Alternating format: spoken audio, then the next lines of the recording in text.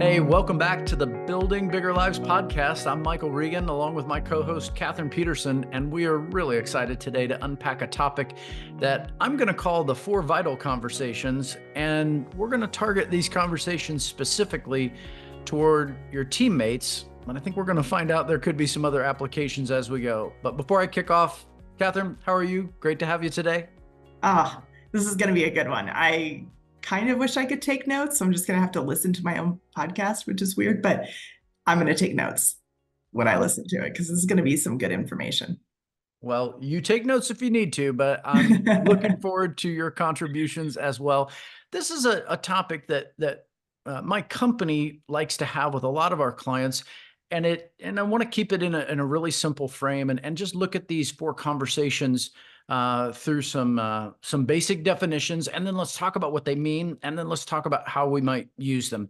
The first vital conversation that I think we need to be having with our teammates is around our well-being. And well-being is a topic that often gets touched on lightly. Things like, hey, how are you doing? Um, tend to be about as deep as we go with our teammates. Or if somebody seems to be in a particularly tough mood, hey, you doing okay? Everything all right? These are, of course, moving in the direction of well-being, but I hope what we'll unpack today is a little more intentional around that. Second vital conversation I think we can be having is around vision, a look toward the future. And we'll unpack a few things around that one that might apply to us in our personal vision, but also into our corporate vision as a team. A third area that I hope is a vital conversation is around execution. And so often we talk about our plans that include our commitments and our disciplines, but execution often gets left once that plan is set, and nobody talks about, well, what exactly are we doing every day to drive those plans? And that leads to the fourth vital conversation, which is around our productivity, how we're ultimately measuring results and how we're ultimately identifying where we can improve. So those are the big 4 that I want to unpack today. And so, Catherine, I'll just start with you to ask the obvious. You've handled this really well as a team leader. How have you introduced the topic of well-being within the framework of your team? So for me, I say things like, hey, I want to make sure that we're all as productive in our lives and our work as we can be. And part of that for me is being as healthy as I can and being both mentally and physically. Tell me a little bit about what that looks like for you. So giving them an opportunity to just respond and speak. Do you find that that's hard for people, or do they play along? It all depends a lot on the relationship you already have with them and if you're used to talking about that stuff with them or not. Most people are pretty open about it. Like, hey, here's my thoughts, here's what I've been doing, here's, what I want to get to. So it's a great way to bring up goals. But most people are pretty open. I think people are proud of what they have done and they want to share that. So speaking of sharing, is it comfortable for you to share some of your habits or some of your struggles? Are you as transparent with them as you hope they are with you? Yes, absolutely. I've been really, really great with my health lately, and I have shared a little bit of that with them as well. And also the stuff that's like my downfall is sugar.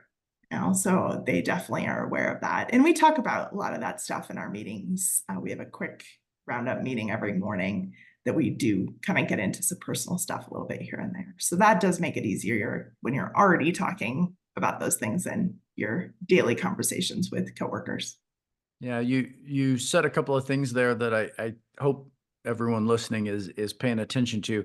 But how I show up and how my teammates show up is going to directly impact the quality of the work we're going to do. And everybody has bad days. So I don't want to, this isn't really a commentary on, don't bring your bad days to work. It's more of recognize that how you take care of yourself directly impacts the level of energy you bring, the level of focus you have, and ultimately the results that you contribute to. And so well-being tends to be an opportunity for most folks, especially, a lot of people like their New Year's resolutions. I'm not so hooked on whether the calendar flipped. I kind of figure if it's a good idea and it's time to make a resolution, today's a good day to start. Um, but regardless of your approach to that, I think having that conversation with your teammates really does, and having it be two-way really does allow them permission to see that you care about them as people first. And I think that's the real power of this conversation. Yeah, that's a great point because people do have lives outside of work and they do have we want the best for them. And so absolutely doing that is so important. The other thing I want to bring up is, yeah, please don't wait to start something. I think even if you say, I'm going to do that for 5 minutes to get myself in the habit ahead of something like the calendar turning, that's fine. So, and guess what? You can completely start a New Year's resolution in February if you just decide you want to. So, yeah, 100%. Someone on my team was like, "This is what I'm going to start," and I said, "Great, just do 10 minutes this week of that habit because it will get you in the mode. I know that that's not your start date, but let's just practice because then you'll realize I don't have the right equipment. I didn't wake up early enough to make this happen. These are the things I need to do when that start date comes, so I'm more ready because I didn't know that and we all know that there's those people who, if they blow the first one, they write it off and they're never going to start again. So do a practice round. Great advice. Really, really helpful. All right, let's shift and talk about another vital conversation, which is around vision. And this is a topic that sometimes gets skipped simply because people hear that word and think, "Oh, that's like an ownership or a leadership level topic. I'm just part of the team. Vision doesn't really apply to me. I'm just here to do a job. I don't necessarily need to think about those topics." How do you handle vision as a leader of a production team in the context that resonates with them? How do you get them to connect with vision as a concept? Anything you can tell us about your approach when you have that conversation? Yeah, vision is always difficult. So there's really multiple visions, right? Their vision of their future career and how that fits into the vision that I have for our group. And so it's just asking those questions. Hey, what do you see down the road? What are some skills that we can learn now that'll help you get to your vision? And then let me also share some things I'm thinking about for our group and how you can fit into that vision. So I think it's asking questions about that can tie them in a little bit differently because we've all had those leaders who they have the vision and they don't really care what anyone else thinks or what their role is in that vision. And I think it is important to bring people into that. And you don't have to just be a business leader or owner to have a vision. I had a friend and they're doing their family vision board together. So I think that it's how all those mesh and come into one thing. And also, hey, here's the things I'm seeing. What am I missing? Is a great question to ask as well. Yeah, it's funny. All of us in our practical lives use vision all the time, but we don't tend to talk about it in that language. So it seems like some loftier concept than it really is. I mean, if your daughter heads off to college, she has a vision for what she wants to study based on a direction she might want to go in her career, based on some things she might want to learn about.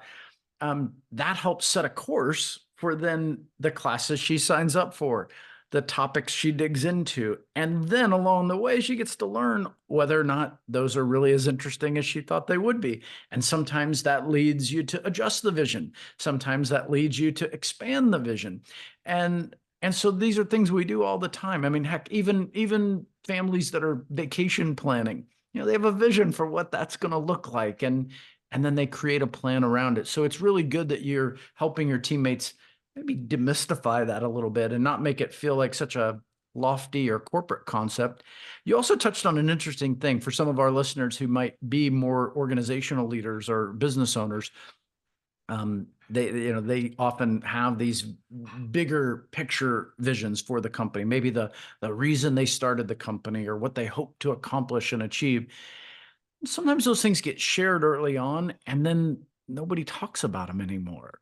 And they become this story that we kind of remember. We heard a piece of it a while back, and nobody any longer remembers what the narrative was. And it's a little bit like that bad joke about the husband who told his wife, I told you I loved you on our wedding day. I'll let you know if it changes. Um, it's a sort of funny punchline, but as a business owner, it's a terrible strategy to think, well, I told him my vision, I'll let him know if it changes. I hope if you're a business owner out there, you realize that this conversation that you have with your teammates is an ongoing, regular conversation. And I hope you're weaving it into your regular dialogue. Catherine, when you talk about your vision as a team leader, do you talk about it in terms of a time frame? And if you do, how far out do you typically share with your teammates? So not necessarily, like sometimes I think mine so far have been a little bit more vague. Because I think for me, vision is, hey, here's the business I want to create. But I think as soon as you start saying, I want to do this by this date, I think that becomes a goal instead of a vision. And Mm. one thing I found with vision, so I had a vision board once, and it was things like, I had it as my backdrop on my computer. And one of the things was reinvent the wheel. And I wanted to reinvent my process. Well, ends up what actually happened is I switched companies, and it didn't work out exactly like I thought. No, but I kept focusing on I need to reinvent this wheel. And that's what ended up being the result. So I think people can sometimes get so tied into how it is that they're not even realizing that their vision is happening because it happened in a little bit different way, because that's the way it was supposed to happen. Mm. So there are those things like that, and there was like 6 of those that year that ended up all coming to fruition over the next few years. But I don't like to put as many boundaries, and maybe that's wrong and maybe that's right, but I think vision is a little bit more I think of it more as a dream of something that's a little bit more like, this is going to happen, but it may not be in month one. Yeah, that's a really good distinction. You said something earlier that I hope everybody heard, which is once you put something specific, like a date or like a measurable accomplishment, it moves and becomes a goal. And I think that's the bridge between a vision and a plan is at some point that does happen. And it's good to recognize that, okay, now we're shifting into the planning process. So tell me how that works for you, and maybe even on a personal level before we even talk about what that looks like with your team is how do you then take that direction of your vision and translate that on a regular basis into meaningful goals and plans? How do you chunk it down?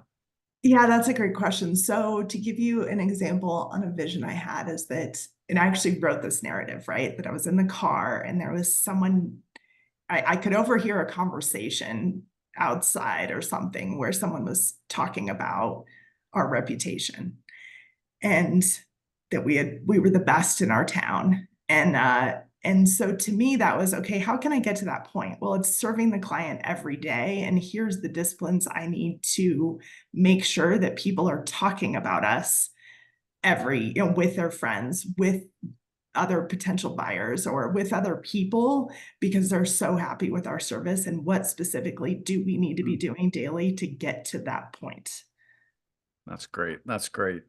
All right. So then if I were to get technical for our audience, if a goal is a measurable outcome, when you're looking at the details of your plan, draw the difference to me between a discipline and a project. How do you draw some distinction between those two? Because if you've got a goal, sometimes these are things that could be ongoing and sometimes you just need to nail it. How do you draw a distinction? So to me, a project may be um, cleaning out my closet. That was one of my projects on my personal list, right? So it's a one-time event, and it might take multiple days to do it, but I need to clean out my closet every day? No, because then I would have no clothes. So it's a one-time event versus a daily discipline might be, hey, am I cleaning off the counter on my kitchen? That's a daily discipline. So I think that's at least how I view it, as what do I need to do every single day this year versus what's a one-time thing that I can hammer out in a month or a week or a day. Yeah, that's a great distinction. I think if I were going to define those, it would be very close to what you said. Disciplines are ongoing and repeated actions designed to produce the result you're trying to measure, where projects are improvements that have a due date. They are a event you will complete, and when they are completed, for those of you who like to check boxes, these are perfect. They allow you to say, it is finished, and I move toward the next item on the list. And so both, however, are capable of being put into your calendar. Is that a habit that you prescribe to, is taking the commitments you've made in your plan and building them out in your calendar? Or what would that look like if someone could peek over your shoulder and see, how's she getting this done? Yeah, so it's a few things I track. I have a planner that I put a lot of this into for my daily disciplines. And then I've like my business plan is right here.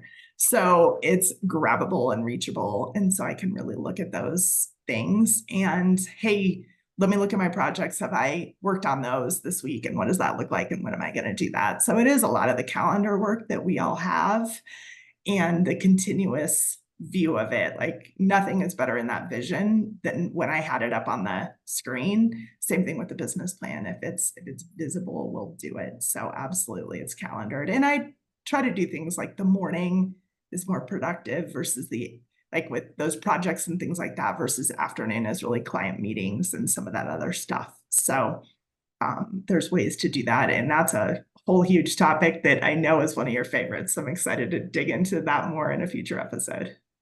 Yeah, for sure. And I guess if we're staying within the frame of these four vital conversations, I just hope we're drawing some clarity between, vision really is that bigger picture directional piece. One of the ways I like to draw an analogy on this for folks is between vision and execution is, if you're going to take a flight, you have a sense of where you're hoping to go to. This is the destination. So you can pack accordingly, you can prepare accordingly. And when you're going to get on that flight, you certainly hope and trust that the person flying that plane has booked a really safe flight plan for that day based on weather, based on, traffic, all the things they have to factor with the equipment, the load, all the things they do. Once you get into the air, that pilot is rarely, I mean, like 1 to 2% of the time, locked into the exact plan. They are constantly dealing with the adjustments that come from real weather. Now, today's modern aircraft have autopilot to adjust for a lot of that. But the fact of the matter is that that flight is almost never on the direct course that was set.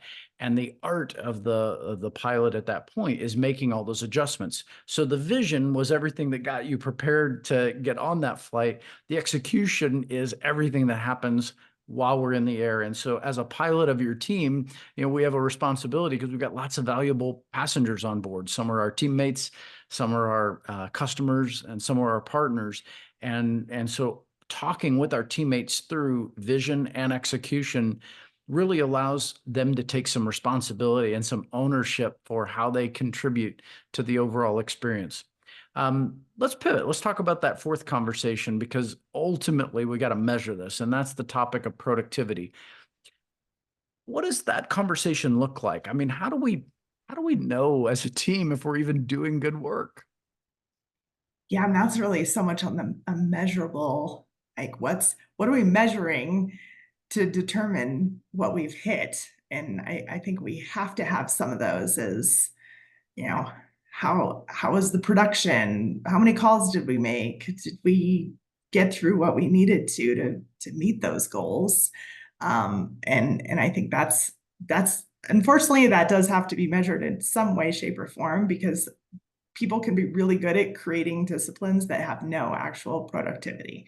So, and that's another question for you of, let's say somebody has, like I run into this a lot. I'll want to list 52 daily disciplines, and that's probably too many. So how do we pick the right ones that propel that productivity? Yeah, that's a really great question because, as you know, I'm a huge fan of probably that tool you were grabbing to your right, which is a simple focus plan. And part of the reason I use that tool is most people do tend to start off with, 52 commitments they want to make, and they want to do them all, and they want to do them excellent, and they need them to all produce results. And so what I try to get them to think through first before we dive right into execution, because we are going to have to measure that at some point, is I try to get them to ask simple questions like, show me where that specific activity you're going to commit to directly influences the result that you're trying to get. Tell me how that works. Show me exactly how those are connected. And what we'll find as we go through an exercise like that with each of those 52 is often you start batching some of them together. Like, okay, well, that's really kind of like this, or that goes with that. And so now the list narrows down a little bit. But at some point, you still have to be able to separate the things that you're doing from a sense of which of these things are important and urgent from which of these things are important but could be handled at a later day or a later time. And so, as you know, I love an Eisenhower matrix. I'll take people through that exercise. And when we separate the urgent but important from the important but not as urgent, suddenly our day becomes more digestible. We can really focus on those things that have urgency.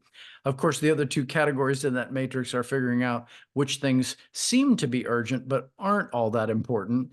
And then, of course, last, the things that aren't that important or urgent. And the sooner we can get those off of our list, the better. That's usually the easiest one. The other three are harder because we all want to justify our activities because they all sound great. They all sound meaningful. But the sooner we can really categorize them and break them down, we end up with a more palatable list. And ultimately, what gets scheduled is what gets done. Oh, that's the truth. That is the truth. So, Catherine, if we look at these four conversations, I hope what the audience hears is these aren't, mind-blowing new topics. It's more being really intentional and really consistent about these four topics. It's one thing to say well-being is important, especially when people, like we said earlier, are kicking off a new year. They tend to have this idealistic vision of how they're going to really focus on their well-being, but you tend to visit them 30 or 40 days later, and a lot of that slides. So I loved your comment around don't wait for some calendar event, do it today, and let me help you get started today. And well-being is going to be critical because it's foundational. Because if I don't take care of myself, it's really hard for me to contribute in a massive way with my team. And it's probably the old adage of I've got to make sure my oxygen mask works before I can help the person to my left or to my right. So I think our conversations have to start with that one. Any thoughts on how to approach these differently? I would say that the one thing I've caught myself doing is listing something as a discipline when it's a habit. And is that a habit that serves me or not? Or am I already going to do it if it's not on my discipline list? And maybe so I need to kind of stretch a new muscle or strengthen another muscle. So I think that there's some things in that we sometimes get into habits where we're like, ooh, this is so productive. And is it actually doing that for you? And do we need to create some new disciplines that might change our business down the road? Yeah, you really are separating some good subcategories of this topic because ultimately our disciplines can become habits, and once they become habits and are very routine, they don't tend to make us stretch as much as they used to. And so one of the ways that I will challenge a plan when I see one is I ask that client where I point on the part of this plan that when you read that, the words you wrote down make your palms sweat a little bit just thinking about I'm actually going to commit to do that. And when the answer is, yeah, none of these, I've got this, I push back just like you said, is okay, then let's agree that maybe 80% of this is tested and true, but let's find something new to introduce that forces you to feel a bit uncomfortable because that's where the growth really happens. So great call on calling out a discipline that's just become a habit. And I also think with our team, that's something also good of, like I'll ask my team, hey, I want some goals. well, if they give me all the stuff they're already doing, that's that's not progressing. That's just staying where we are. So I think it is important to dig into that with them in the same way you just did, to say, okay, let's talk through some things of how can we stretch this goal? How can we make this a little bit? Is there something else you also want to focus on because you're already doing this piece? So, because we all know that, all of us have sandbagged in our life, right? But we need to also call that out for our team in order to stretch everybody. Yeah, I tend to find that that happens most often on the vision conversation. When I see the sandbagging on the execution piece, it's often because the vision that they have is a very present tense, meaning it's no longer telling a story of a better future. They're living in it. So that's a really good litmus test for anyone's personal vision. If the vision you had created at one time doesn't still speak to you today in a future tense, it's not someone you're becoming, that's a pretty good litmus test for then your disciplines, and therefore the productivity you'll measure are probably, as you call it, sandbagging. The best way to root that out is to recast that vision and look a little further down the corridor of time.